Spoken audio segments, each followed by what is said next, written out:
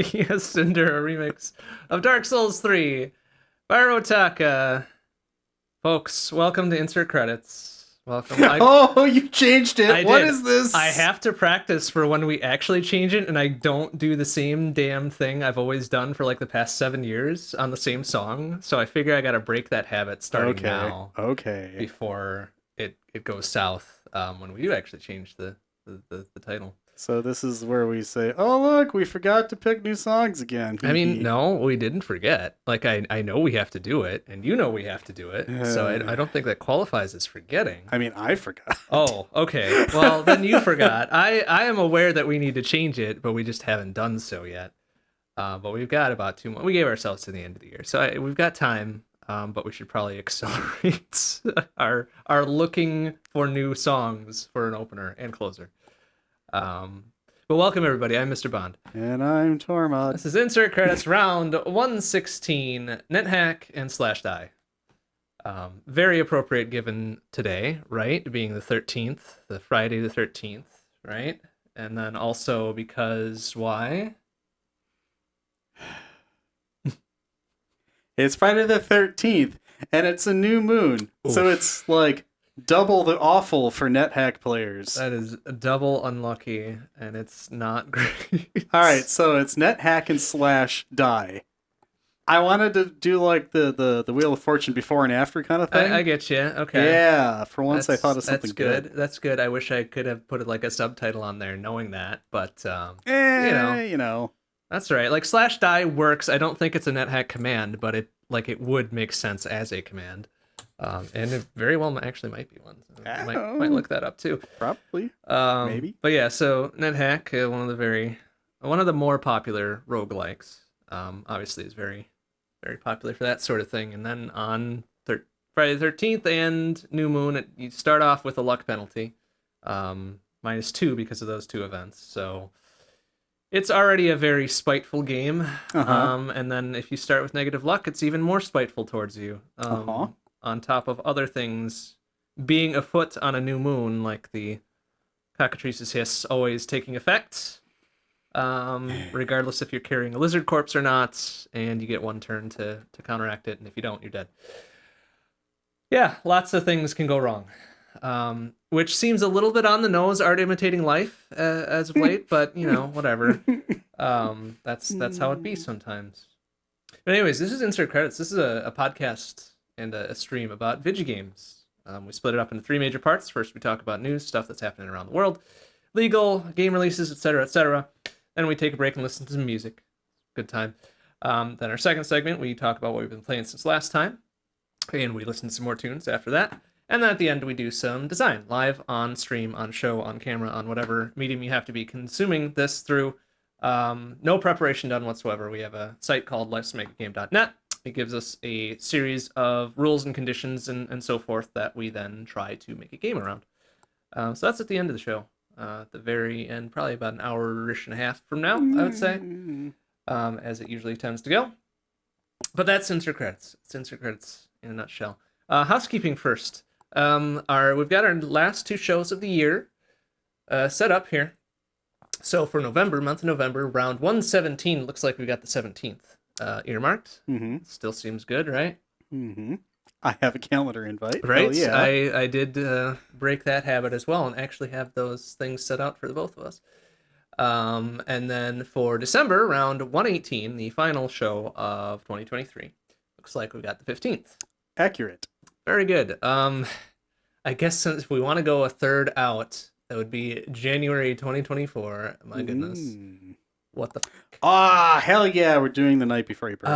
I guess we're doing the 12th Yep. of January for, what would that be, round 119, right? Yes. Yeah. Okay, that's how math works. All right. Let's just pencil that in right there, and I'll get the invite for that later. Okay, and then that's 3 out. We're good. I don't care about the rest for now, because time is an illusion, flat circle, etc. Any other housekeeping to address? Otherwise, we can roll into some news. Some news. Some good news, actually. We've got a little bit of, mixed news. Depending on your perspective here. So we are likely to lose an ongoing source of news for like the past year and a half or however long it's been. I meant to look up how long we've been covering this particular topic, but I simply ran out of time to do so. But Microsoft has finally finalized their acquisition of Activision Blizzard. Their 68.7 billion with a B dollar acquisition of Activision Blizzard.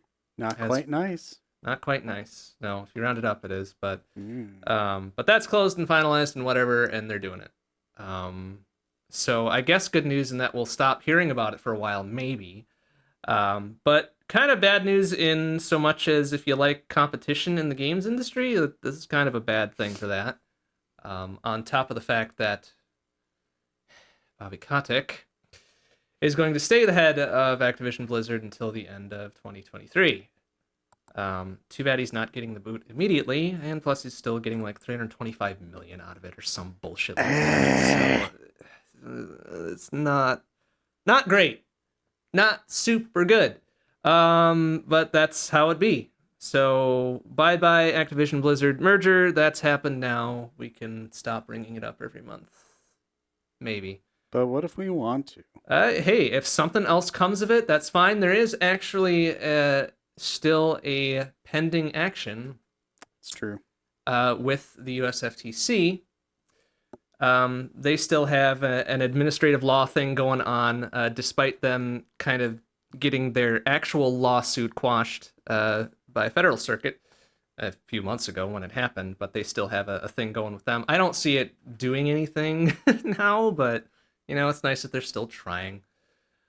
Of course, when the UK's CMA, Competition Markets Authority, said, we're gonna, maybe stop you from doing this, Microsoft, they're like, oh, hey, what if we give the streaming rights to all of Activision Blizzard's games to Ubisoft? Does that make it okay, CMA? And they're like, yeah, sure, that's fine. Don't know fucking why, but hey, apparently that was enough to get the UK watchdog off their back, so whatever. It's such a weird-ass fucking thing, this whole mergers and acquisitions business, and nobody seems to care that it reduces the number of competitors in the marketplace, so whatever. Yeah. No, I was laughing at turd. Sorry. The lightest of expletives gets caught by Automod. It's fucking great. It's super good. Thanks, Twitch. You're doing your best. Oh, no. But yeah, so anyways, that's been wrapped up. I guess this could qualify as positive news as well, though. That other major thing that we talked at length about last time is still rolling. Unity tried to change Unity, the company, tried to change the licensing terms of Unity, the product, to take effect retroactively and add a per install fee. Nobody liked it. The backlash was swift and powerful and very strong and is continuing, such that a few things have happened since. One, Riccitiello is fucking gone. He is retiring effective immediately as of the 9th of October. So bye-bye, shitbag. See you later. That's good. I think that's an unqualified good. It's not enough, in my opinion. I'm sure in yours too as well, Tormod. It's not enough. There are certainly plenty of people still in executive positions and on boards and whatever dealing with Unity that approved the fucking massive turd that licensing change was. So things really aren't going to get very much better until all those people are gone. But I don't see that happening. But hey, we can be happy that the top dipshit is gone. The backlash as a whole from the industry is still rolling pretty strong. Since then, I've actually learned there's been a couple articles about several, maybe not necessarily prominent developers and publishers, but developers and publishers with large install bases, like many free-to-play publishers and developers, getting together a strong coordinated boycott of Unity ads and Iron Source ads, so their primary source of revenue from those two things within Unity's wheelhouse suddenly getting cut off because they really did a bad here. Yes. And there's no word on that ending anytime soon. So clearly the axing of Riccitiello and the changing of the license terms back to not be retroactive has not resulted in a similar reversal of developer and publisher sentiment, which is good. Which is good, because they really burned everything by trying to do this. And if they expect this very minor amount of restoration in the licensing terms and the axing of Riccatiello to suddenly undo everything, boy, they're about to learn that in the finding out portion of things, that does not fly. So, oh boy, oh boy. Across the pond, yet again, an EU, European Games Developer Federation, EU trade group, has published an open letter asking the various EU member governments to look into the anti-competitive bundling that Unity is doing, since their licensing changes included a carve-out that if you used their ad services and whatever, that you would be exempt from the new fees. Mm-hmm. Hey, that sure sounds like a monopolistic practice. Maybe various regulatory agencies and governments should look into that. So no word on whether anything's going to come of that, but it's nice to see a pretty strong and numerous game development group come together and say, hey, look at that shit. I trust your concern. Yeah. Oh boy. Yeah. So that's happening. On the kind of the unfortunate part of things, however, the oldest and first officially recognized Unity developers group is dissolving, the Boston Unity Group, for, a very relatable reason, honestly. They say that they can no longer trust Unity, the way it's going, the way it's being managed. So rather than try to maintain things and splinter off into other groups, they're just saying, no, we're done. We can't support this anymore. We're just simply done. But hey, that's how it goes. Sometimes I'm with them in spirit and standing with them for taking the principled stance and being like, yeah, let's not cotton to this anymore. And so I'm happy for them in that regard, but I'm kind of sad that they're breaking up too. And I'm sure there's a whole bunch of other things going on. The individual developers that have come out very strongly against this have also not backpedaled and say they're going back to Unity. In fact, some have doubled down and saying, despite this, we're still not gonna not switch off of Unity. So we got that going for us too. Oh boy. Oh boy, oh boy. Like, I can't wait for more of this to fucking roll in as the days progress. Certainly a topic. Yeah, it is. It is. Like I said, it's kind of a mixed bag. Like, Ricky, God, he's got too many I's in his last name, so I never quite know how to pronounce it. But Riccatiello being axed is probably the unequivocal good there, and the rest is anywhere from very positive to slightly mixed. But we'll take the small wins. That's fair. Well, those are the two major things I wanted to cover. The rest kind of just got pushed to the bottom of the stack because it's just like, nah, I got things to say about this. So, what you got? What you got? All right. You want to start with the shit or the what I consider to be amazing? Look, dealer's choice. Like, we're all over the map already. I don't think it matters. All right. I'm just going to start from the top. Okay. Regardless of the order, because it does get kind of mixed. So, Nintendo. Sure, fine. My brain decided to start with Nintendo. We go there first. All right. So, sort of related to Nintendo. Mario and Rabbids, the creative director, Davide Soliani, has expressed interest in creating a new game in what franchise? Is this a Final Jeopardy question? Yes. In what franchise? Yeah, let's consider PS1 era. Okay, kind of similar to like Spyro, etc. Like Crash Bandicoot? That would have been my probably first guess, honestly. Something from similar. That era. Ratchet and Clank, maybe? No. Okay. But their subtitles are hilarious. Kingdom Hearts. Those are just sad subtitles. It's Rayman. Oh, okay, yeah. Very similar. Yep. So, expressed interest in creating a new Rayman game. Starting to, like, slowly get the hype train going, maybe seeing if this is worth doing, if there's any interest in the franchise yet these days. I guess that tracks because Rabbids is the offshoot of the Rayman series to begin with. Yeah, okay.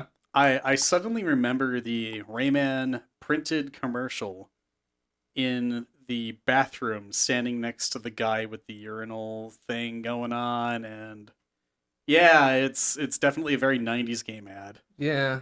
Go look it up. It's a good time. Something like Huh. that. There's a fuck ton of layoffs happening.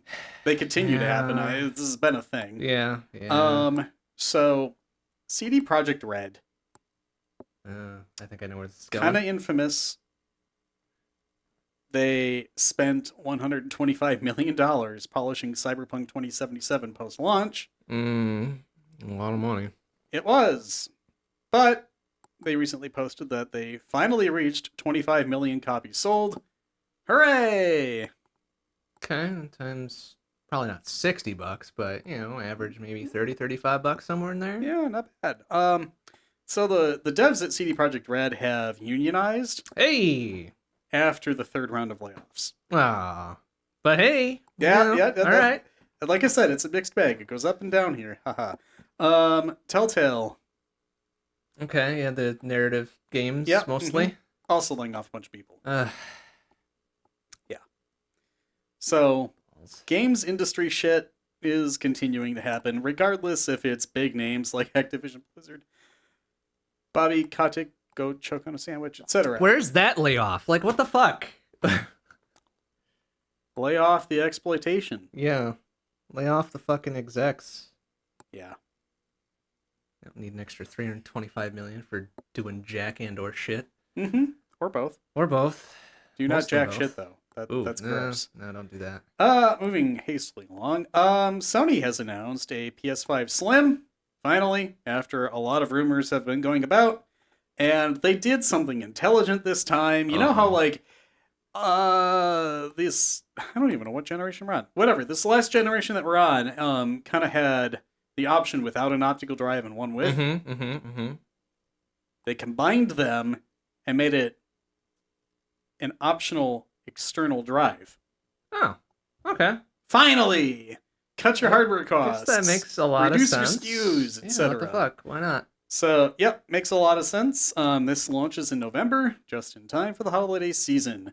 Everything I've read so far says don't buy the Slim because it's probably going to have terrible thermals. I mean, that tracks. Yeah. Very much more compact space, less airflow, etc. Yeah. So wait, that means we're about... When was the PS5 first launched? About 3-ish years ago? Yes. Okay, It was the fall of 2020. Yeah, okay. Good guess, damn. So- But yeah, alright, so that sounds about right for a mid-console lifetime refresh, right? Okay. About that, there's certainly rumors going around about a refreshed Series X that doesn't have an optical drive. So, like, what makes that different than a Series S? I don't know. It's good ass question. I guess it's the Series X clock speeds and all that, just without an optical drive, perhaps. Yeah, sure. Whatever. That's what I would expect it to be anyways. Probably. But who knows? I don't know. It's like the lower SKU of the Wii U. Like, oh, that existed. It was Right. white, I guess. Ill-advised, but hey, whatever. If you're really desperate. Oh, yeah. Oh, never mind. I'm not going to talk about that. Yeah. Okay, so console refreshes, some that make sense and some that don't. Yep. And then we're going to talk about the Nintendo 3DS and the Wii U. Oh no. Whose online services really and truly are shutting down in April. Oh, they just reactivated Wii U's Mario Kart 8 stuff too. What the fuck? Yeah. Well, that was short-lived. Yep. So, online gaming, the ability to download shit that you haven't already purchased. Yeah. Fun. I thought they were still supporting the ability to re-download what you've already Re-download, purchased, I believe that is the case. Okay. But to purchase new things, not so much. Right. Okay, so that's something. Yeah. .jpg. Yeah. Trying to think of AI. No, that's audio. Fuck. What's the old AOL graphics interchange format that wasn't GIF? Duh. I don't know. Just some Fuck if I esoteric know. file format. It's fine. All right, let's talk about Atari real quick. TIFF? No. No, that's layered. That was like one of the first lossless file formats for images. Yeah. Okay. Yeah, sorry. Proceed. And you shrug. All right, Atari. Okay, already having mixed feelings. So at one point they announced that they were making a new console called the 2600 Plus. Yeah, okay. Remember Okay, that. cool. We're good with that. So there was a game that was being created in 1983, and then the great video game industry crash happened. And then the game never got released because the crash happened. Okay. And that name of that game was Save Mary. Save Mary is going to be released on the 2600 Plus with all of its glory, with deluxe packaging, and the same kind of everything that you would expect from an Atari game, except, 4 decades ago. Fuck. Yeah. Yeah, hot damn. Yeah, 80s. Fuck. I'm having an existential crisis no. right now, but moving hastily along. Save Mary is looking pretty cool. Go look it up. Obviously, it's an Atari game. Prime your expectations as such. However, it looks really good for what it is. The excitement around the actually having a booklet in the thing and having a nice cartridge. Damn, real and, retro. Yeah. Yeah, Okay. I mean, go do it. It sounds great. Atari also, and this is my excellent news. Very excited for this. Excellent at Atari. Sometimes that still doesn't mesh. Like, they've got a lot to kind of claw back, I think. But all right.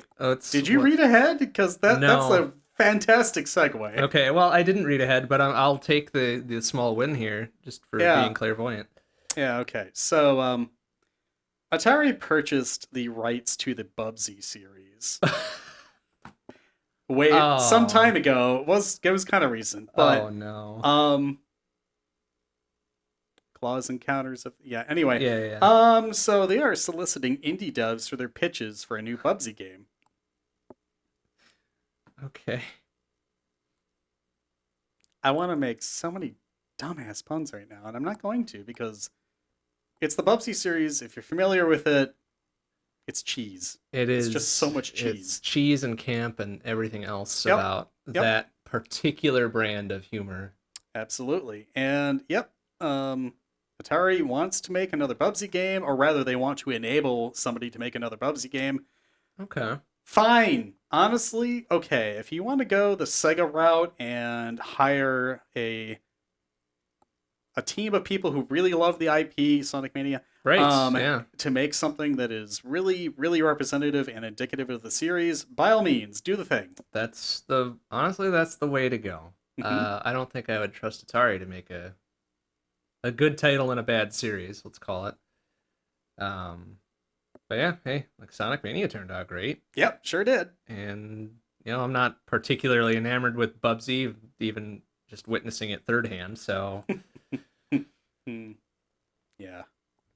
I mean, I don't know. I think the one PS1 game of the Bubsy series that I played was terrible. It has amazing speedrunning possibilities. Yeah. I glitched out of so much geometry with bare minimum effort. Yeah, good times. But yeah. Well, there's just a lot of shit happening. We'll watch it. We'll keep an eye on it. And Bubsy. Shit and Bubsy.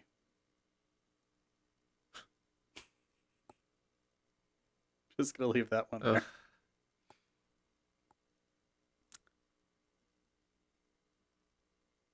Okay, I wasn't sure if you had. No, I didn't have anything more. No, that was it. That's fair. That's all I got. All right, fair enough. I'm sure I will think of more news as we go, but let's head into segment number 1 for Toonskis. Very good, yeah, that's some music. Alrighty, we're going to start with A Battle Across Time by J.N. Wake, Gamer of the Winds, Ivan Haystoke, and Lucas Guimaraes. That's a lot of vowels in a row.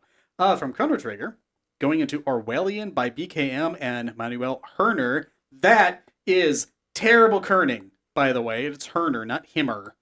From Half-Life 2, and going into Jumped in the Serpent Trench by Zack Action from Final Fantasy VI.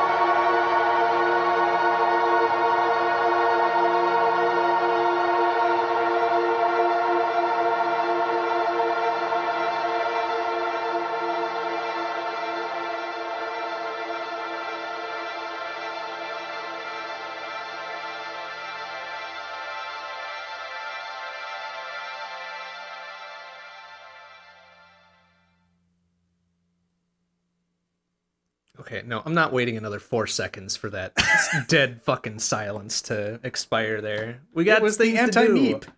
anti-meep. Sure, but no, we got stuff to do.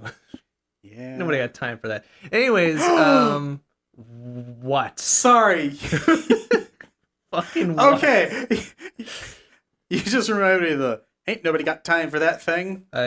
Yes, that was Auto-tune the news. Yeah, yeah. Okay, yeah. Which on the way here, we got Mediterranean food. Okay. Gyros. Okay. Yeah. Okay. Yeah. All right.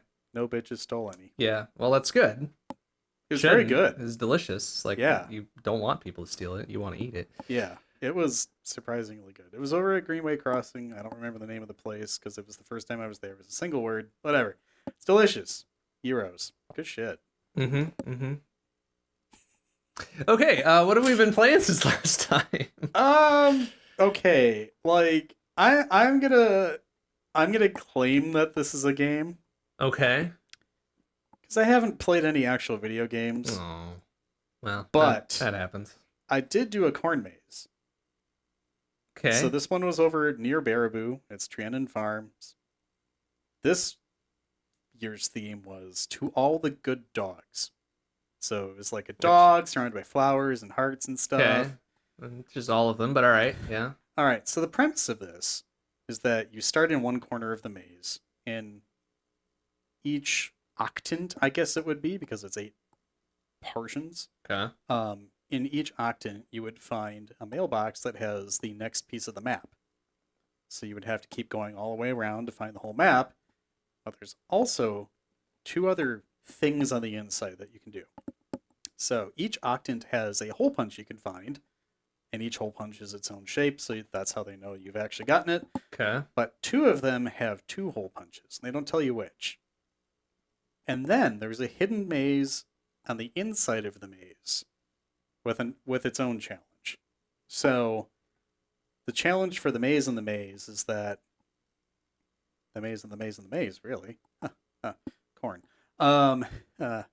Very corny. Maze. Anyway, is that there are posts that have numbers on them. Now, in the past, they used to have negative numbers and zeros and math problems. Whoa, and shit. fancy. Wait a minute. But the goal with the maze in the maze is to add up all of the numbers and get a total, and then you tell them when you hand in your thing, is this correct, etc.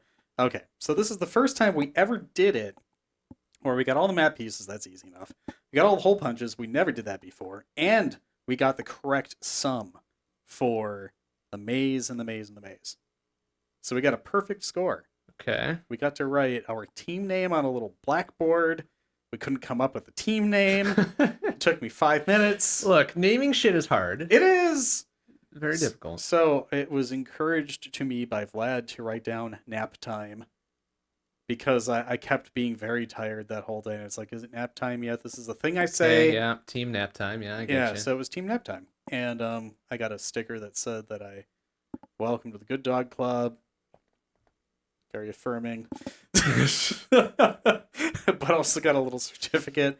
And arguably the coolest thing was they had this pen with a maze on the inside of it, so it was like little plastic carvings and whatnot. And there were balls on both sides. And it was just a thing. So we had been invited to go to it at night, which was a totally different challenge.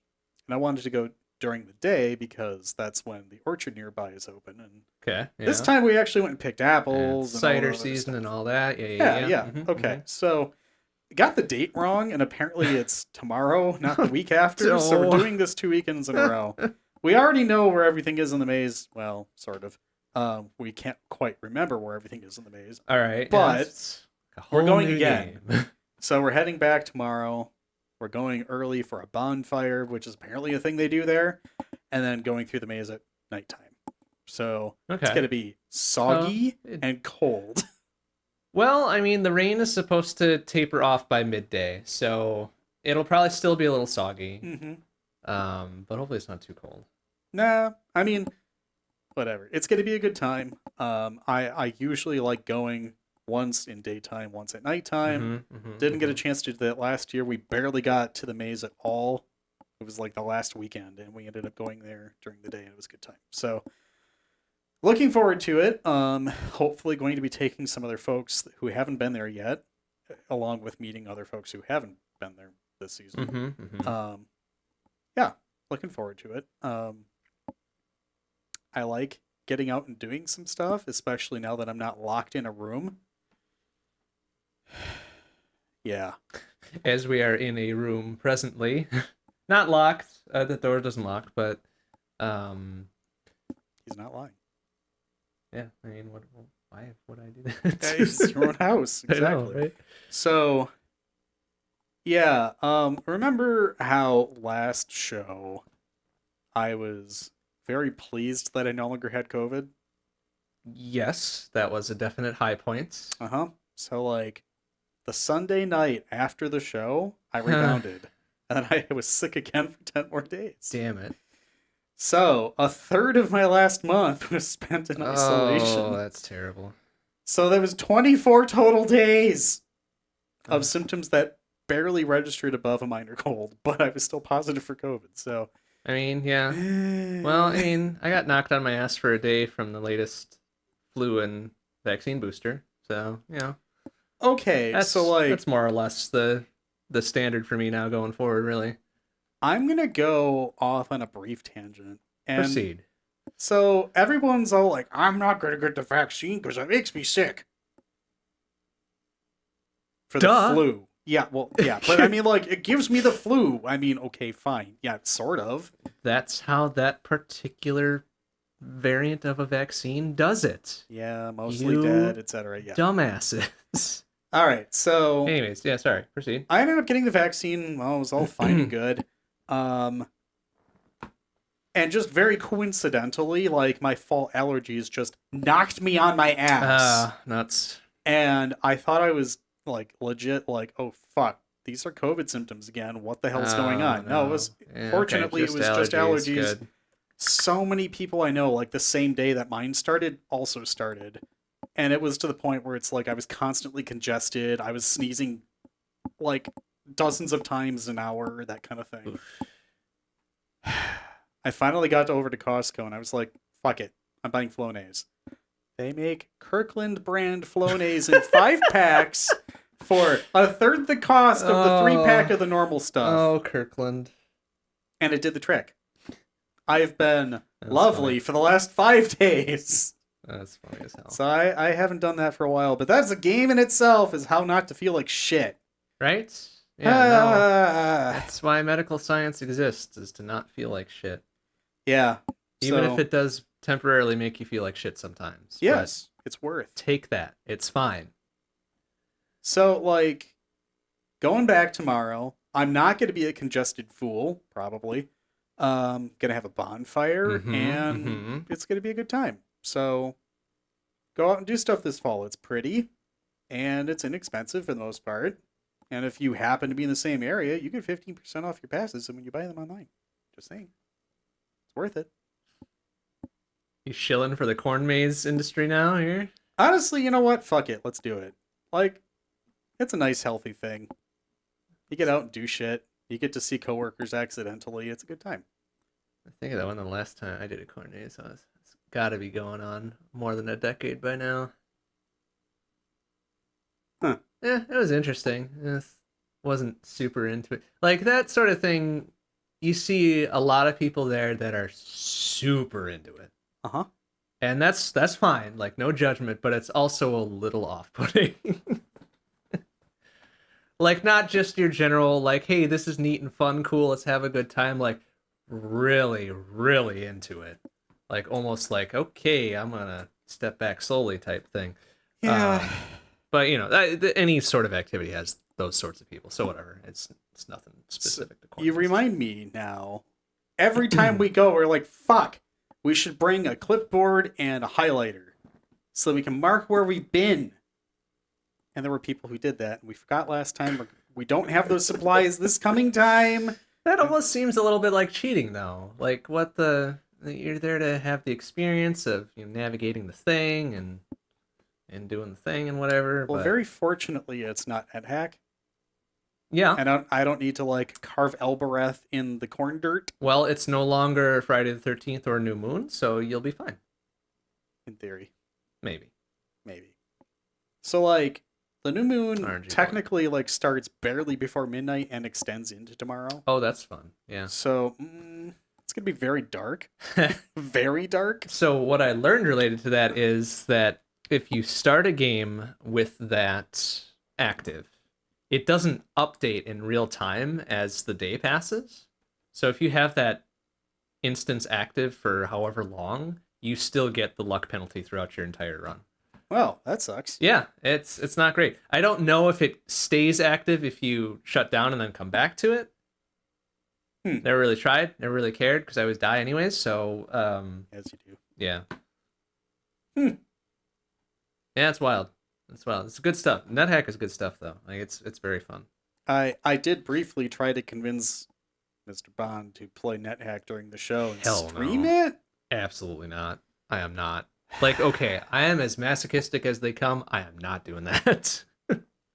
Yeah, so speaking of doing masochism in video Oh games, Lord, that is a good segue. something earned an uninstall is something I Sure briefly did. saw. So we're gonna talk about that first, even though I typically save my Sunday long plays till like the middle.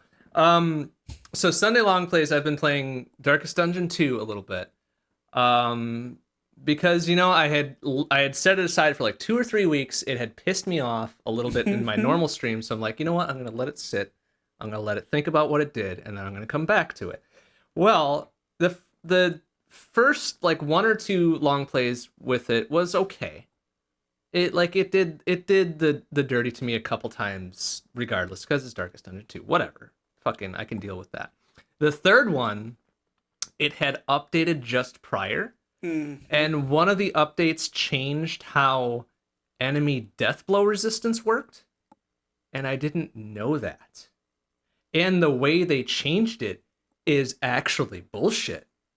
So before, some enemies had a random chance to resist death blow. And if their death blow resist was higher, they had a greater chance of resisting. If it was lower, they didn't.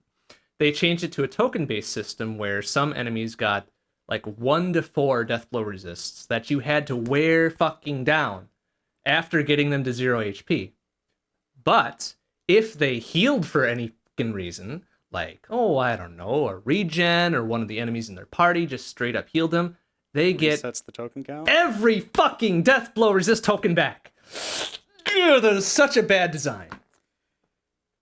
It's dumb. No, it's fucking stupid. No, I agree with you. I hate it. I'm going to share a brief anecdote. Mm-hmm. So I was really fucking into FF12 in college. And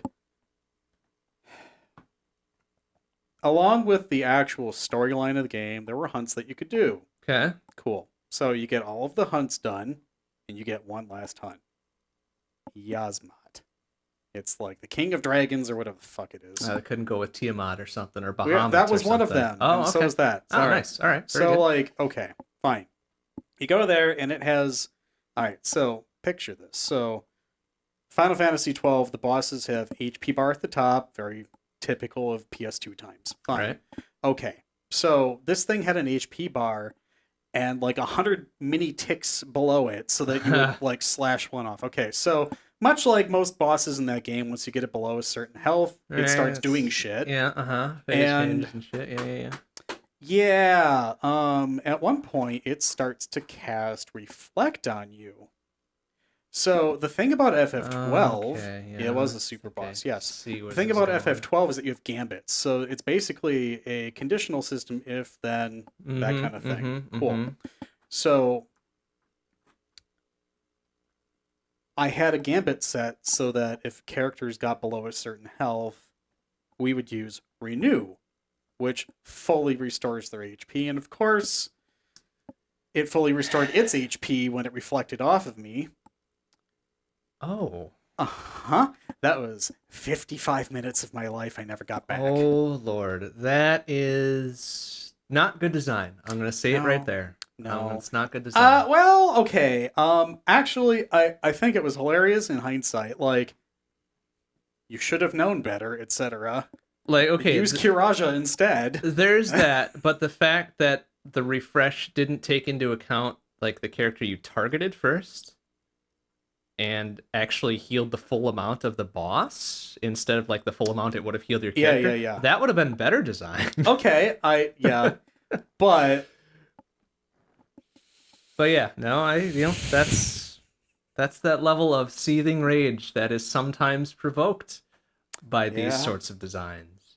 So yeah, Darkest Dungeon 2 earned itself an immediate uninstall, and I'm not going back to it.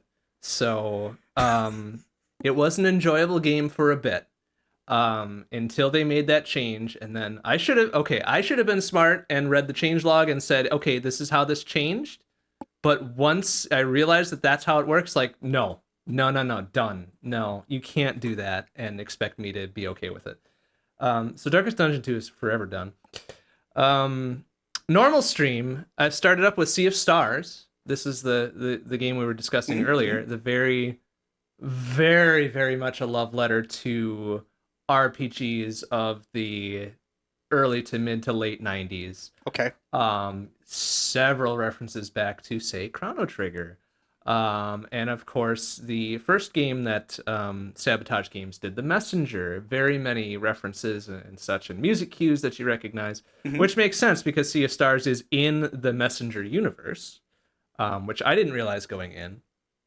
But you can definitely hear it, and you can definitely understand why it is. But it's got plenty of its own charm and its own setups too, which is pretty good, very good. So I won't spoil anything about it, but please go play Sea of Stars. Please also go play The Messenger. They're both excellent games. So that will keep me busy, I think, for a while. Because I'm not sure how far I am through Sea of Stars, being now 2 weeks in. But we've just barely gotten outside of our normal starter party, I think. So I'm hoping there's much more to it, because it's a very good game. All right, I'm gonna look it up. Yeah, it's great. And for the folks that you were discussing earlier in your household that haven't played Chrono Trigger, one, what's wrong with them? Two, have them play Sea of Stars if they're not into like super classic RPGs like Chrono Trigger, which I think qualifies as a super classic at this point. Because it does have modern sensibilities and it does have very good design, and you are never boned by making one bad decision, which is good so far. It's not on GMG? That's surprising. Yeah, that's kind of surprising. It's probably on GOG, and actually, no. Would it be on GOG? Probably not. It's definitely on Steam. It might be on itch too. I don't remember. Where is the search bar on Steam these days? Yeah, that's a good ass question. Their design for some of the store shit is weird. But that anyway, aside, moving on. Hi. Yeah. So Sea of Stars is great. Playing that on on SBC side of things, Shmup Book Club. This thing we do.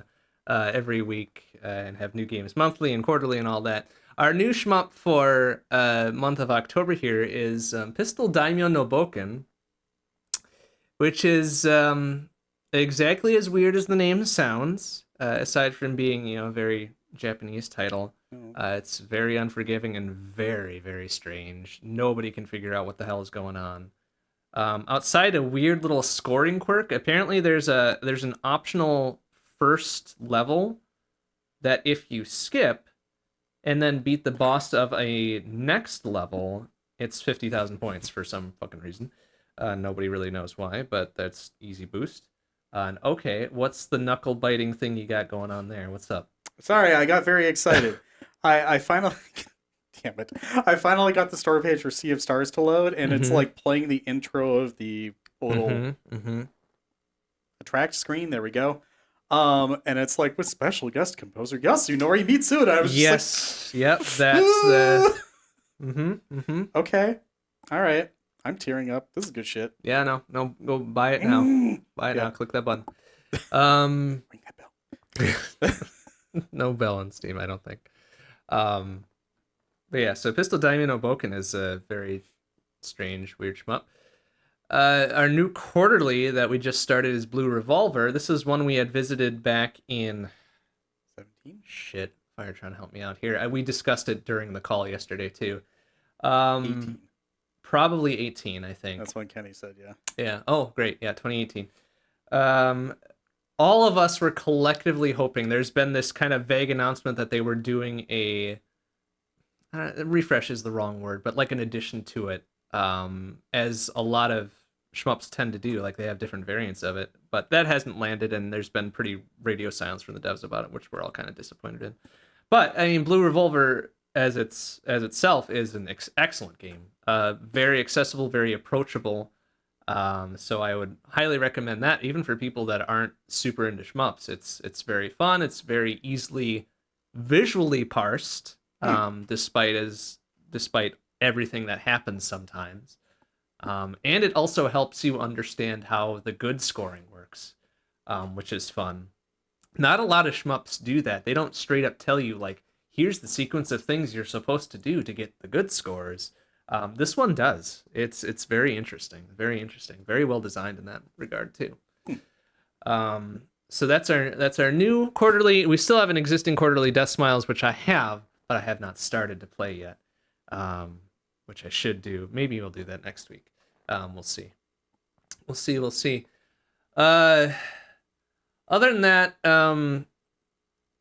we started what is going to be the last, at least the last of ones that I organized for a good long time. Our last large async multi-world setup here, and this one's about on par with the previous one that we did in size, but there's a little bit more diversity in the games represented here. So this one that we just started last week Sunday, Async 8, Your BK here. I like to give them little clever titles just because. Has 20 people participating, 20 players, with 161 worlds, instances of games going on, 40 unique games represented. There's a lot. There's a lot of them now. And a total of about 35,000 items amongst all these 161 instances. So that's a lot. It's very much, but our group is very strong starting on this. And the first week has been very good. We've already got 4 completes, which is wild and stupid and whatever, but that's the magic of async. Sometimes that happens. So let me just for the sake of the expressing the scale of this thing, let me read through the list of games that are included this time around. A Hat in Time, which is new. A Link to the Past, naturally, of course. Blasphemous. Chex Finder. It's Minesweeper. DLC Quest. Doom. OG Doom, like original 1993 Doom. Okay. Doom 2. Dark Souls 3. Donkey Kong Country 3. Also new this time around. Factorio. Final Fantasy. OG Final Fantasy. Final Fantasy 1. Final Fantasy 6. Worlds Collide. That rando. Oh, God. Oh, yeah. Yeah. Final Fantasy Mystic Quest. Also new this time around. Hollow Knight, Kingdom Hearts 2, Link's Awakening, DX, it's the Game Boy Color version. Lufia 2, Ancient Cave, Mega Man Battle Network 3, which is kind of a mistake, but whatever. Meritus, Minecraft, Muse Dash, which is apparently a rhythm game with 500 plus songs to it, so that's a big old pile of stuff. Ocarina of Time, naturally, Zooter. Pokemon Emerald, which is new this time around as well. Pokemon Red and Blue, Risk of Rain 2, Super Metroid Link to the Past crossover rando, Secret of Evermore, Slay the Spire, Sonic they fixed it. I don't think so, but someone was bold enough to put it in regardless. Sonic Adventure 2 Battle, StarCraft 2 Wings of Liberty, Stardew Valley, Super Mario 64, Super Mario World, Super Metroid, of course, natural, classic, Terraria, I think that's pretty new, Legend of Zelda, rando, Z1R, The Messenger, Time Spinner, Undertale is brand new as well, and VVVVV. So a diverse cast. A diverse cast of games going on here. Wild. I still don't see Solitaire. No, like everybody's been waiting kind of for that to come in. It does exist, but it's not, I don't think it's ready. and nobody cares enough about it to get it going in there. All right. But yeah, so 161 instances, 40 games, unique games across all that. It's there's plenty of items that come across that people are like, "What the? Who is that for?" It's fun to see. It's fun to see. Uh-huh. But yeah, so we are 1 week into our 4 week target time. Okay. So we'll see if we're finished by the time next show rolls around. So which games have finished? So 2 Lufia 2s have finished. I'm gonna have to look. Actually, I don't remember what the other 2 are. Bring up my list here. Risk Green 2 is one.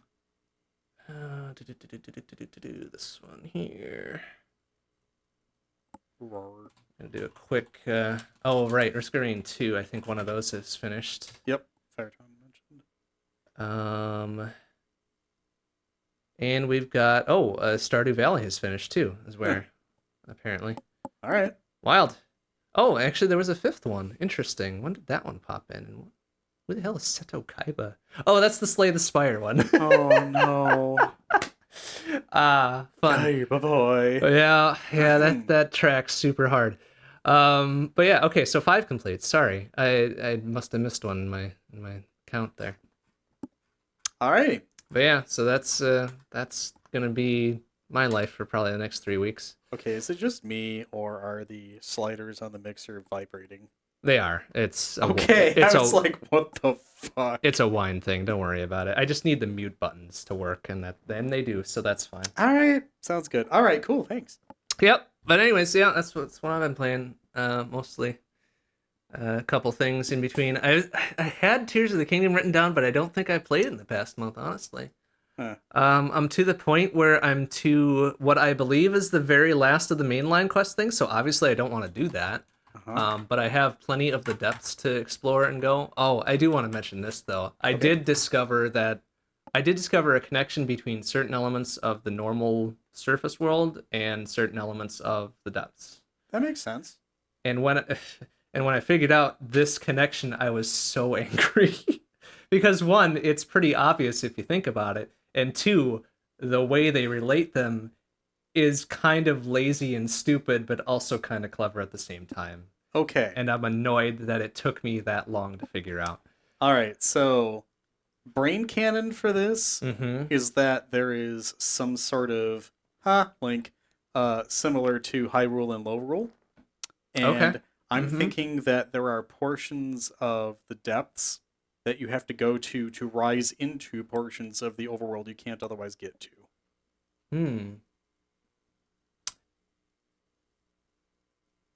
I can say that has merit without saying more, and That's hopefully not spoiling. No, that's totally fair. But yes, we just have not played the game in like 3 months, and I still have a longing in my heart for it. We'll get that emulator going sometime. Like, it's a very good game. I can say you should play it. Yeah.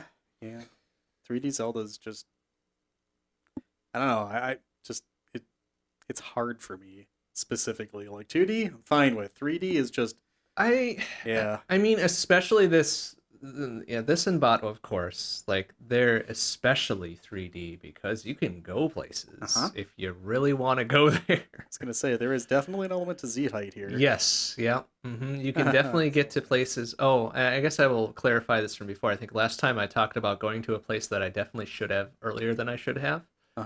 That was definitely confirmed. Okay. Because I did the first half of the place that I went to earlier, and then I figured out why it should have been done later. So I did a very late game thing, closer to about the mid game. Okay. And I knew at the time that I probably shouldn't have been doing it, but I did it anyways because it didn't stop me. Okay. So you don't have to be very explicit with your confirmation on this. But we've definitely gone and fucked around in places by means of being very high up and using machines to get places that we probably shouldn't be able to go. Okay. Yeah, that's roughly what I did as well. Yeah, we definitely went into the floating Hyrule Castle at one point. Oh, interesting. Okay. Yeah, and there were no enemies. It was weird. Ah, yeah. Okay. Yeah. Very, Until we got outside. very similar. Very Okay. similar. Okay. Cool.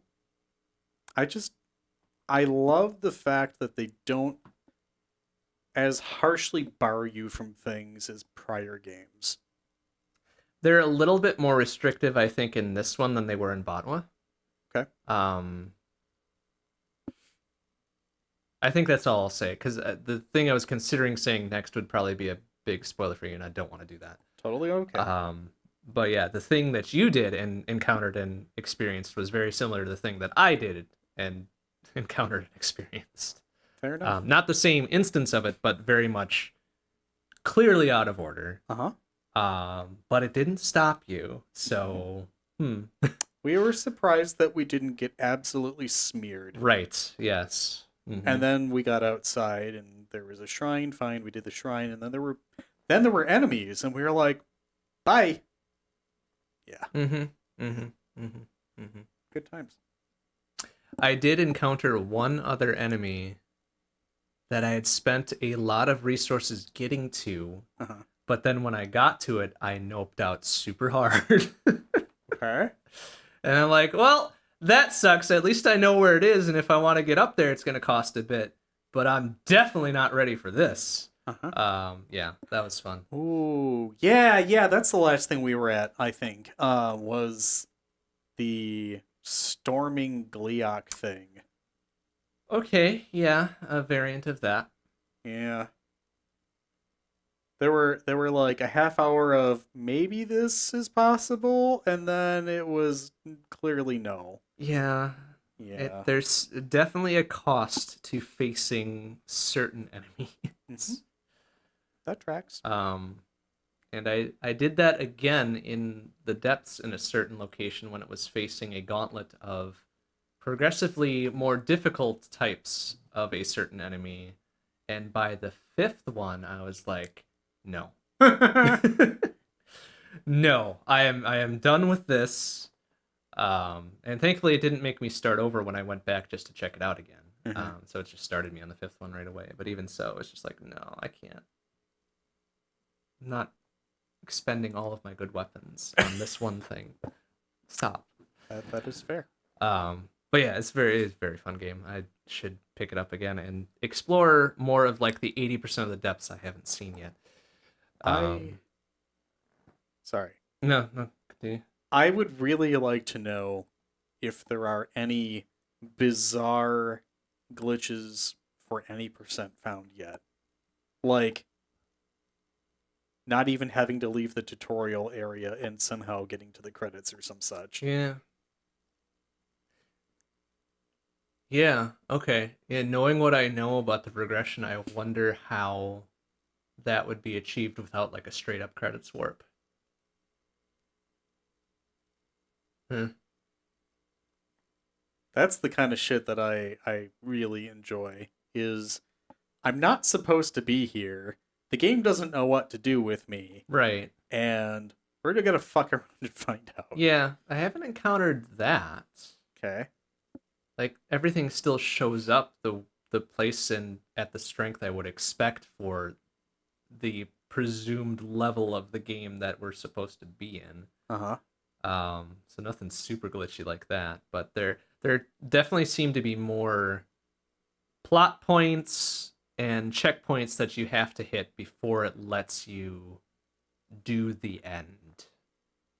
Unlike with Batwa, where it's just like, there's Hyrule Castle. Let's go. glide. Let's go fight. Let's go fight Ganon. Sorry, spoilers. You fight Ganon in Batwa. Whoa, crazy. Yep. But yeah, you can do that. And I think in Tatka, Tears of the Kingdom, they're a little bit more restrictive about that.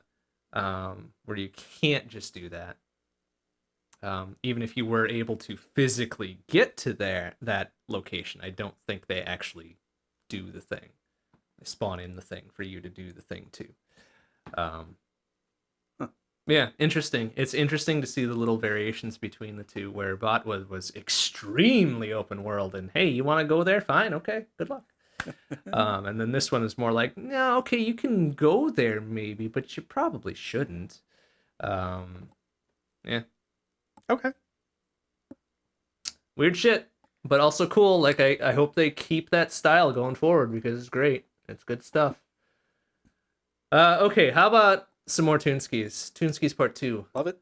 Let's start with a remix from Final Fantasy Mystic Quest entitled Forest Through the Trees by Shay's Violin, followed by a remix from Okami entitled Waka Waka by Jay Wake, John Stacy, Ivan Hackstock, Brandon Harnish, Eric MG, and Deluxe Dolomite.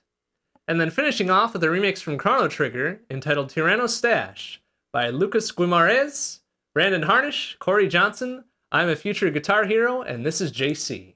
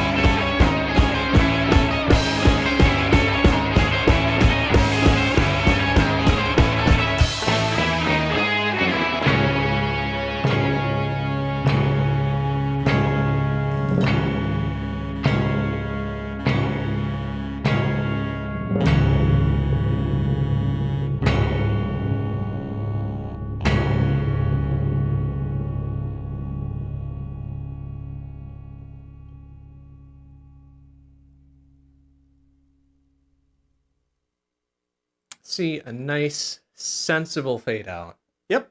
Not an extra 5 seconds of silence tacked onto the end for no reason. Just it does its thing. It leaves. It doesn't overstay its welcome, etc. It's time for ad hoc design. It sure is. We pull up this site as mentioned earlier. Let's make a game.net.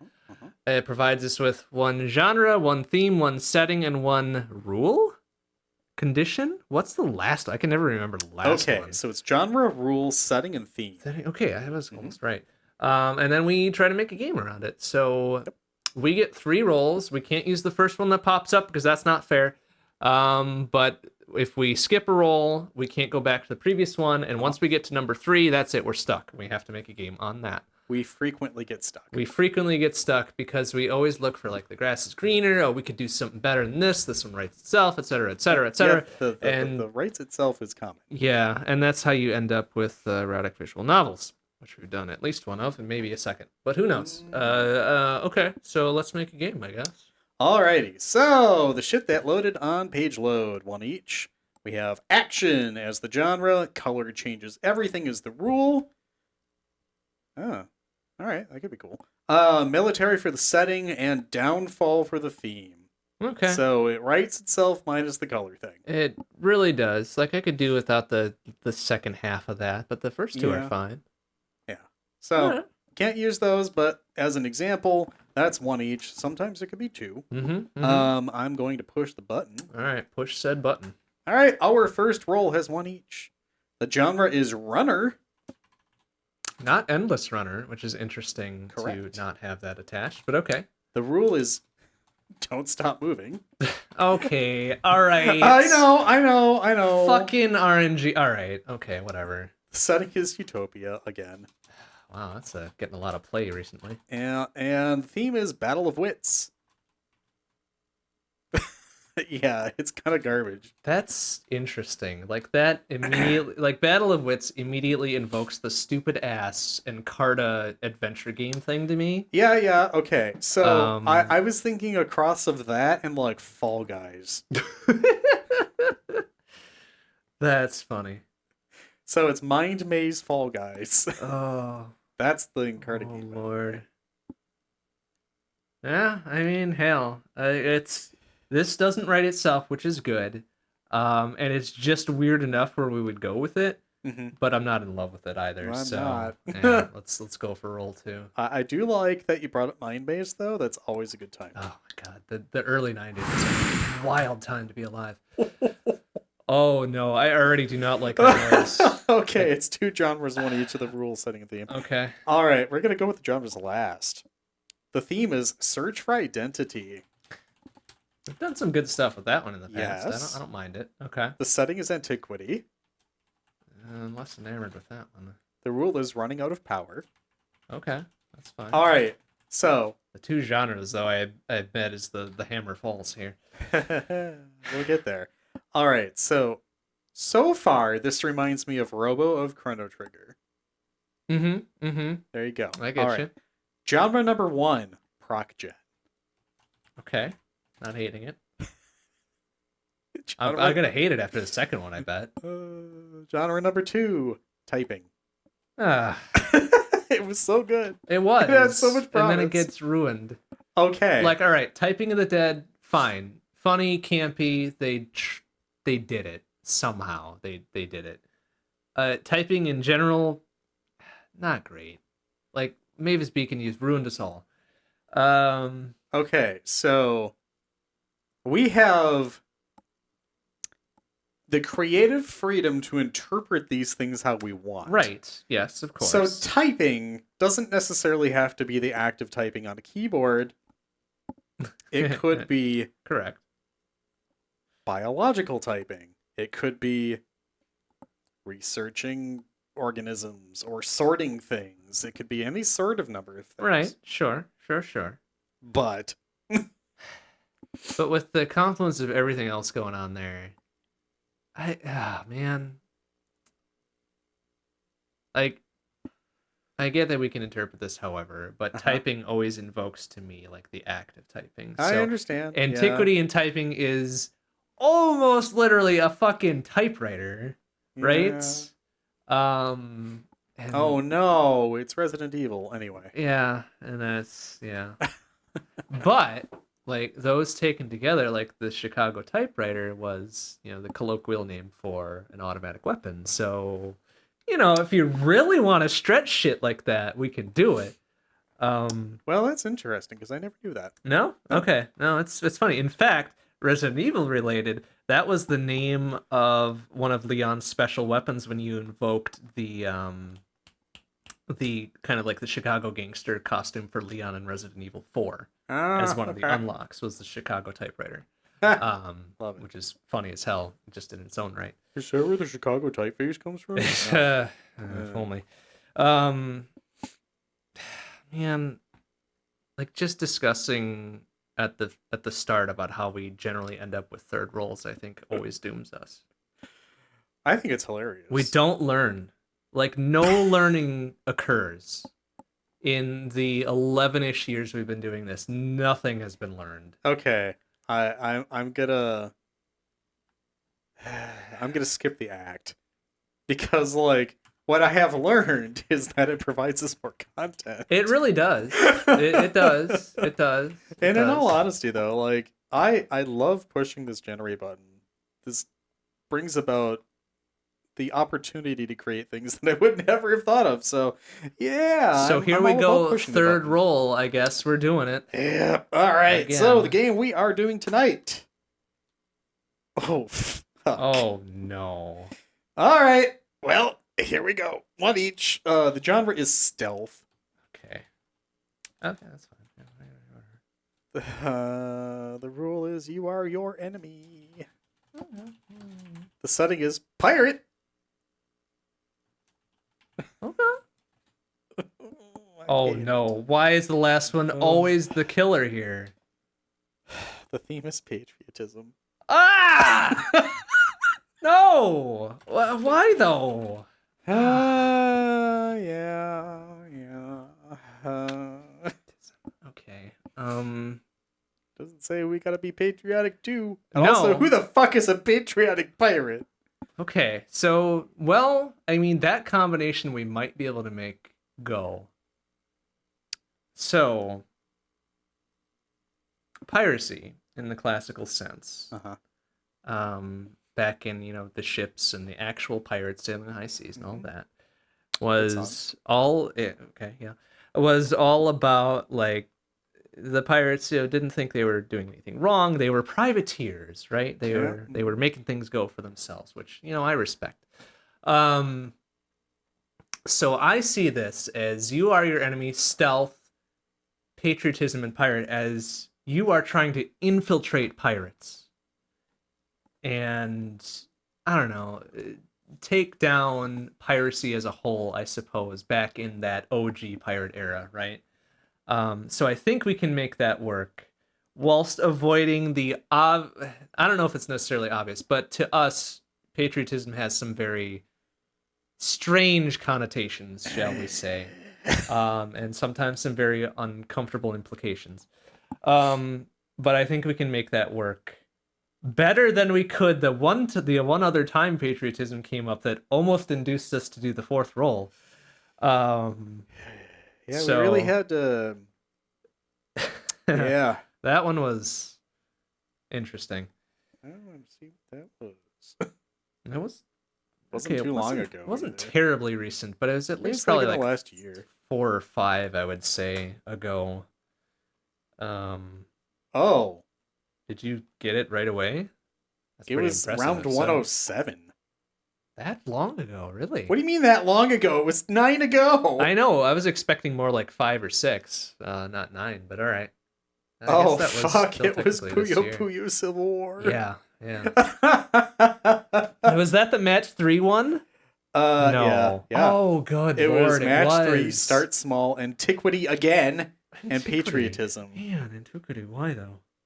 Tactical RPG, risk-like overworld region with map traversal. That was our combining of units into stronger units and shit. That's the whole match 3 bit. Okay, well, we're dug deep for that one. Who the fuck came up with the name Puyo Puyo Civil War? Was I that don't know. No, that was chat.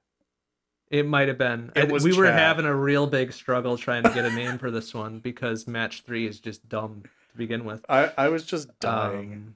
Yeah. Oh shit. All right. Anyway, yeah, we did patriotism recently and hated it, but yeah. But this one, I think, with the combination of everything else, it works narratively for the game, Yeah. without being like super. But I want to be Guybrush Threepwood. Okay, so Monkey Island stuff. Uh-huh. I've never actually played any of it. Same, honestly. Oh, okay. I was gonna ask, like, where did Guybrush fall on the spectrum of like proper British citizen versus pirate? I don't know. My impression is that he's more of a proper folk who is trying Okay. to be pirate-like. Okay, that's what I kind of thought too. This is where I wish Arthur Blues were around. So I mean, honestly, that kind of works too here, right? Because my thought on this was that the whole patriotic bit was you're trying to, uphold the law, blah blah blah blah blah, do whatever and infiltrate the pirates, take them down, and serve the British crown or whatever, just because it's thematically appropriate. But what if you are... Okay, so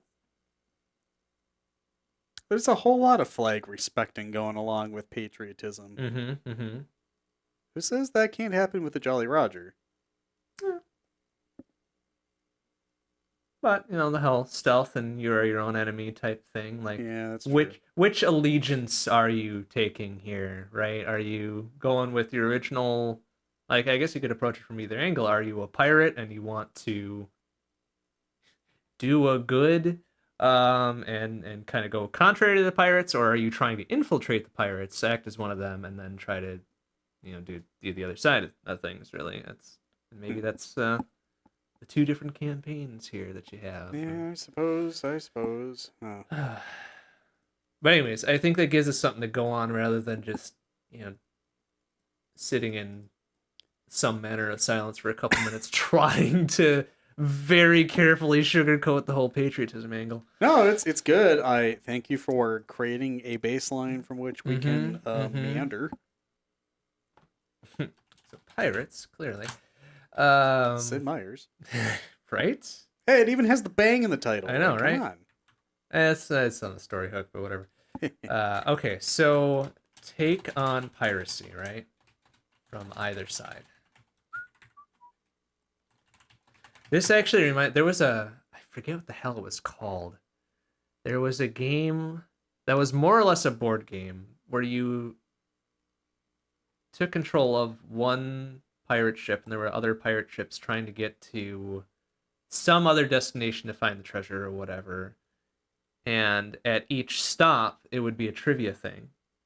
That you would answer some like very pirate related trivia about an event, about some battle or some famous pirate or buccaneer or privateer or whatever the fuck. And if you got it right, you would take another turn. If you got it wrong, you would lose a turn or something. And then there would be various events along the board or whatever. I think it was called Red Hook's Revenge or something. Huh. This was a very early '90s DOS game type thing. Oh, I see. Okay. That I kind of glommed onto for whatever reason as a wee bad. But Theodore's board games are fun. It was interesting. It was presented in a very cool way. It wasn't just like the standard, move these squares or whatever. You would move around islands and shit and and do whatever. But yeah, that's what pirate theme kind of takes me back to. Not particularly relevant to the rest of this combination, but it was fun to think about. Red Hook's Revenge, released on DOS in '93. Was it a Broderbund game? Imagisoft. Magisoft. Okay, all right. Never heard of I guess that tracks too.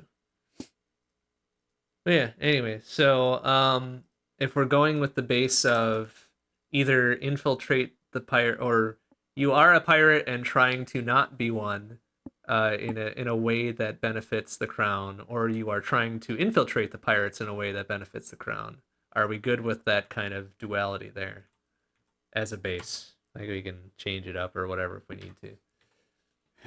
Unfortunately, that removes the possibility of pirating the pirates. Oh, pirating the pirates. So you're a disinterested third party, perhaps, trying to take from the pirates. I mean, we can make that a third route. I don't care. Plunder the plunder. Yeah. I Who don't plunders the plunderers, etc. know. Take another turn. Sorry, I just had to Nice. see the screenshot. Look at this. Bring back the Yeah, memories. that Let that it is flow. that. Yes. Yeah, Mhm. buddy. That is Alright, definitely that. I had to voice that. Surprised I remembered the actual title of the thing. Do you want to fight? Do you want to fight for this piece of the sea? Mm-hmm. Mm-hmm. You can fight pirates. Mm-hmm. You could pick up extra cannons along the way that gave you more dice rolls, and if you won, you move them back a square, and then yeah. Of course. Lucrecia de Peligro. And then Le Boucher, and I forget the is it some sort of beard. I don't remember what color the beard was associated with though, whether it was red beard or black beard or blue beard or what was the third? What's the name of the third character? I'm looking. Bastion Blood. That was one of them. That tracks. Yeah, he was Le the Boucher? very Le Boucher. Yeah, And yeah, that seems to be the third one. yeah, he was the very classic pirate trope of the beard. I don't know if he had the eye patch necessarily, but he had definitely had the tri-corner None sort of of them fucked have- up hat, and Yeah, none of them have eye patches. I think Le Boucher had the bandana going on though. Uh-huh. Sure did. Yeah. God, the stupid things the human brain holds on to. Wild. Hi. Okay. All right. I had to look. Pirate game. Pirate game. Yep. So take on piracy. Either as I'm just gonna go crown infiltrator. Sure. A pirate seeking to exit the business. Sure. Why not? Why not? Or Yeah. as a disinterested. Oh boy, that's not how you spell that. Oh, second try wasn't any better. Interested. There we go. Thank you, autocomplete. Hey. A disinterested third party wanting to plunder the plunderers. Yeah. There I we like it. go. That's a good hook. Sure. Great hook. Not a good hook, but a great hook. Not a great hook, but a good hook. Okay, cool. Good baseline. Stealth. Okay, so consider Fog of War. Okay, yeah. Consider storms. Mm-hmm. Consider coves. Things like that. You would have land formations or weather that you could use to stay out of sight. You could exit your pirate ship on a rowboat. You could do all sorts of fun, tricksy things. Lots to do here. You could shoot yourself out of a cannon. Maybe. Sure. So, all right, what's the overarching goal? Are we trying to capture a pirate ship and bring it somewhere? Are we trying to escape from the ship, or both, or all, or All right. trying to get to it first and then come? I don't know. What are we doing? Let's kind of make this a little meta. Okay. So let's pretend that we're making a game kind of similar to the old mid-90s PC games. Okay. So at the beginning of the game, you like set up the premise for what you're trying to do, and then you do it. Cool. Let's involve some dice rolling here. Okay. So you have to determine like what's your allegiance, what's your goal, and what do you have to work with. And then you have to use those things to go about your mission and see if you succeed. Okay. And I guess starting equipment. Yeah, okay. Like you might have crew, you may have a ship.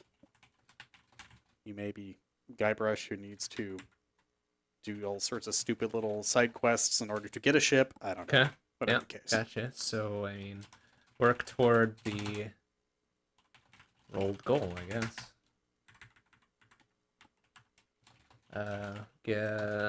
Gather materials, loot, inventory along the way. Prestige. Notoriety. we'll say. Notoriety. Oh, that's a good word. Yeah. Oh, that's not how you spell that good word. Notoriety. There we go. All Even right. Dvorak can help here. Right? Yeah, spell it out. It's phonics. Phonics works too. Hooked on it. Never got hooked on it. No, it wasn't phonics was never that exciting. No, Like, not really. who were they trying to fool? Makes imagine free. Yeah, gather materials, loot inventory, notoriety, and proceed. Okay. All right, so very good. So the goal could be any number of things, right? You could be trying to escape from the pirate ship. Say you're done with piracy, now you want out in such a way that doesn't get you thrown in the sea, walk the plank, etc. Uh-huh. Or you could be the privateer looking to, scam some shit off the pirates and, get in, steal the shit quietly and get out. Uh-huh. Or you could be the crown's lapdog and trying to take the pirates down a notch, get in, plant some old timey explosives or whatever and get out before the ship commandeer the ship, or commandeer the whatever. ship and bring Yeah. it back, and okay. Uh-huh. Very good. So various piratey related inventory options, right? Cutlasses were big back then, right? Uh-huh. Rope was always good for Sure. for a good generic thing. Booty, everybody likes the booty, right? What else we got for pirate related inventory stuff that we could use? A looking glass. Looking glass, good. That's Mhm. good stuff. A sextant. Ooh, sextant, Sextant. Sorry. right? I almost said sea cant. Not the same thing. Hey, I mean, closer. kinda. If you're dealing okay. with the horizon, it A can still be sextant. helpful. Did they have compasses back then? Were they up on the compass game, or I don't know. I think that's what the sextant was for. because the sextant was the thing that you look at the Yeah, but you would sun to compare it do to the that horizon with the sun, and you determine which that's direction you're to going. do angles and shit, right? Or did they not? Yeah, but I thought you. Okay, well. We're gonna look it up because Okay. this is important. This To is be research. fair, third grade was my pirates unit, and it's been a little. Oh, it's interesting. been a little bit. Yeah. Okay, so when were compasses invented? Sure. Not kumpai, by the way. That's different. Uh-huh. Gross. Navigation prior to the compass. No, just give me a year. You can just 11? here, 11. Hold on. Mid 11th century for land navigation. During the Golden Age, pirates relied upon the compass. Oh, there we go. Okay. Ah, That was probably a more luxurious thing of the piratey age, right? Like if you had a compass, you were one of the king shit pirates. It's just like, oh yeah, we know where we're going. they were mounted upon gimbals, pivoting rings, which Mhm. left the needle free to be drawn to magnetic north. Oh, very interesting. Okay. Yeah. We're getting a history lesson Ooh, here too. or they'll have a compass and a binnacle, which is a word I didn't know A before. Binnacle. What's a binnacle? So the steersman could see to maintain a course. Oh, Okay. okay. As it would be very easy to lose your direction as the winds whipped you about. Yeah. Okay, so what the hell is a binnacle? I'm gonna look this up now. This is a good thing to include in our inventory, probably. Okay, a binnacle is a waist-high case or stand on the deck of a ship. Okay. So it's usually mounted in front of the helmsman. Of course, that's where the rest of the navigational instruments are as Right. well. So a pedestal of sorts to hold the compass. Yep. Okay. I love it. Okay. Cool. Good. All Binnacle. right. Compass works. Okay. Binnacle's interesting. All right. Learning Well, so there. much today. Yeah. It's just part of the Um, ship. Mm-hmm. Oh, I see. I guess Merriam-Webster says that binnacle is a housing for a ship's compass and lamp. Ah, there you go. Yeah. Love it. Gotcha. All right. I guess a disguise, right? Yeah. Disguises would be good. I mean, I suppose we Hat. could put that into hat and eye patch and parrots. Oh, we're gonna hit every pirate. Oh trope yeah, here. absolutely. Cool jacket, a robe peg thing. leg, Oh, sure. and why not? oh yeah, what are those called? Like, what would you say that is? Like the pirate garb? Is that I can never pronounce this right. It's like a cuirass or a cora or fuck is that thing? Pirate and privateer clothing. At least the very beginning of when I was reading this, fancy velvet coats and jackets, taffeta breeches, slops, Yeah, breeches. I remember. silk shirts. Okay, they had a good sense of style about them. I think, right? Yeah. All right. They also had syphilis, but Well, yeah. I mean, take the good with the bad. as you do. And scurvy, sometimes. Where's the Lemons, rundown? lemons is good. Like you need lemons to keep the scurvy away, That's true. right? Limes are good too, though. But Limes I are. don't know if Did they they had have limes back limes? then. Yeah. Did they? Because limes are a hybrid of lemons and pomelo, I'm pretty sure. Actually, look this up. There's a whole big table on it. Did pirates have limes? Well, we'll see. But yeah, sometimes I forget which language it is where lime is literally interpreted as green lemon. Okay, so Feel like I should remember what that I is. had to teach Renby that limon could be two different things. So, yeah.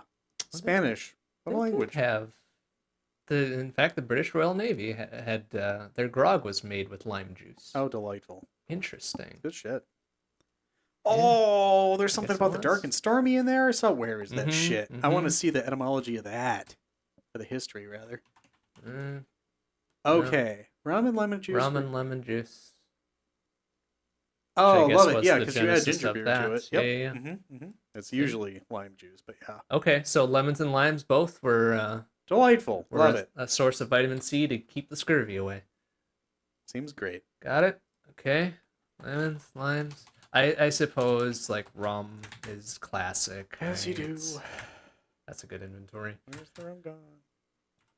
Okay. Man, what kind of style is this? Like, are we looking third person action? Are we looking like 2D platform? Are we looking like uh a fucking text adventure? I mean, Oh, you can tell me this. The name of the game where time stopped, it got black and white. You had to like look around the scene and solve the mystery in that way. are you thinking like recent indie game Yeah, type thing? like the last few years. Oberdin, Yeah, Lucas Pope. that kind of thing seems really interesting. Like the getting to critical points where Mm-hmm. you have to look around and see Mm-hmm. what's available to you and then use them to your advantage. So like it encourages more strategy that way, and it's almost a teaching method because it encourages experimentation. Okay, so we've got a bit that you walk around, you get to these points. It not cutscene necessarily, but it definitely boxes you in that area to show you the available choices that you can do here to advance your goal, right? Yeah, or I mean like it gives you an opportunity to look around. Okay. So I understand that this is getting dreadfully similar, Dread Pirate. Anyway, Nice. to point and click games like Monkey Island, but like I don't want it to just be that. But oh, actually, how about this? So it could be a real time thing where you're actively strategizing with the connections you've made with people because of your dialogue choices, your inventory, your Mm-hmm. notoriety, that kind of thing. Mm-hmm. Mm-hmm. And if you need help, you can input a command, push a button, whatever, and then it will point out the things that are Yeah. around you that you could use to your advantage. So here are the places you could go. Here are the things in your inventory that are probably useful here. And here are the various bits in the area that you're in that are not necessarily interactable, but important, or I guess interactable is the thing. Snuff out a lamp or whatever the case. Mm-hmm. Mm-hmm. Pull up an eye patch and blind the pirate. Here's a point of interest for you to go to and see what you can Yeah, do something with. like that. Okay. Like it could just be like a simple look around option or Mhm. something, and it would just pause time for you. Okay. All right, so I'm gonna go adventure game-esque. Approach points of interest I'm gonna go pseudo open world, Yeah. open area. It's not really a Open world. sea. Pseudo open area. Parentheses C. Exploration. Okay. I guess this does lend itself to very point and click once you get to those places. Like you're looking around. I mean, it's not strictly point and click, but you're looking around. you're trying to find these things that you can do stuff with, right? Um, I guess again, this is a point where input method doesn't really apply. I don't give a shit about input method. Do you Yeah, give a shit about input method not usually. or graphic style? I mean, like, sometimes there are definitely ideas that feel like they're kind of like they deserve to be a certain style, Sure. but like, eh, Audio style? piratey. Ambient piratey? You know what? I'm uh, okay with that as a new there's thing. just shanties going on, regardless if you want them or not. I don't know. Okay. I mean, yeah, like you can have the general like low level shanty as the background noise, and then as you approach more piratey things, it gets louder and more raucous and Got the fucking Wellum in my head again. Ah. All right. Anyway, Okay, ambient piratey and shanty-ish for audio style. I'm cool with that. milk and sugar and tea and rum. That's mostly everything except like a title here, honestly. Surprised how well that kind of flowed. Uh, hmm.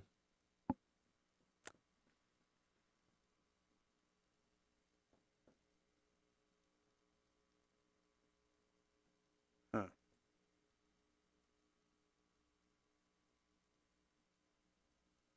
Hmm.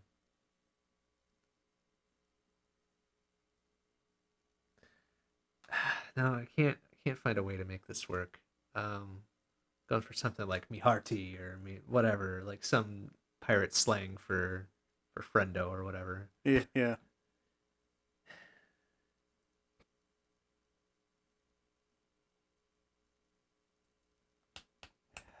Damn, it's too bad this isn't a dating sim, because then Be Me Hearty would be fucking Uh, perfect. Ah, why do I come up with good shit for stuff we're not doing? yeah, it's like we've Nuts. never got on a tangent before. Right? Right. Um,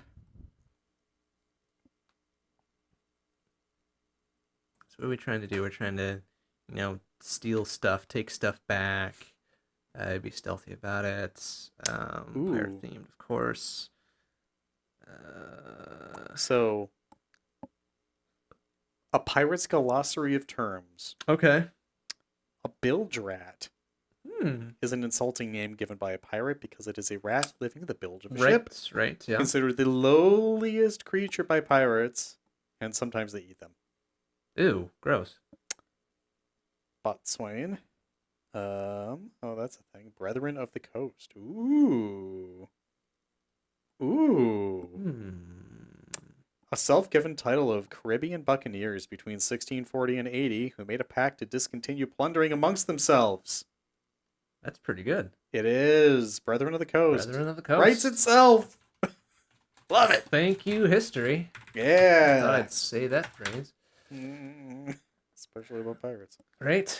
Well, like, all right, pirates, true piracy, OG piracy is probably old enough at this point to have a certain nostalgia about it, right? But yeah, sorry, proceed. Bucko. Bucko. Yeah, there you go. It's a familiar term meaning friend. Mm. Yeah. Anyhow, yeah, there's just all sorts of nice things here. Okay. Well, I mean, we covered the important bits, I think. I don't think we need to belabor this any further. I think this is good. This is good stuff. Can't get the fucking well in my head. I almost made words there. Yeah, okay. I like this. This is good. Wow. Okay. See? We fudged enough around the patriotism bit that I don't even feel bad about it being included in here. Same. All right, cool. Brethren of the Coast, a stealth, you are your enemy pirate patriotism game. Do you want to be a bucko or a rapscallion? Bucko. There you go. Good. that should be a prompt in the game, though. Yeah. Ah, okay, yeah. I get like rapscallion. That's too many syllables. It's a mischievous person or a scoundrel. Mm-hmm. Love it. Like Bucko is more like a friend, and like it's generally positive person, whereas Rapscallion is like, yeah, I don't fucking like you. Winch. Sorry. Also different connotations to that. Oh, yes, there are. All right, moving hastily along. All right, very good. Well, there's our ad hocly designed game here. As we do. And it's the final roll, and it was, it was pretty good. Serviceable. We tend to make these things happen. Mm-hmm. Do you like to know what that fourth roll was? Yeah, hell, why not? It's a tradition at this point. Okie dokie. Oh, this is like the good, the bad, and the ugly, but game. All right, 1 each. Strategy, 1 HP. Western, satire. Okay, it's not awful on its own either. Yep. Could have been fun. Could well. I like ours better. Yeah, but if we hadn't stuck to our principles, as we have consistently done still, we wouldn't have had, Brethren of the Coast here. So, yeah. True. All right, cool. Well, that takes us to the end of Insert Credits round 116 here. Anything more we need to impart to folks? Otherwise, we can wrap it up. I think we're good to go. Excellent. Well, thank you once again for joining us, everyone. I'm MrBond. And I'm Tormod. We'll leave you with our closing track, a remix from Mario Kart Wii entitled Wind in Your Hair by Overclocked University. Good night, everybody. Ciao.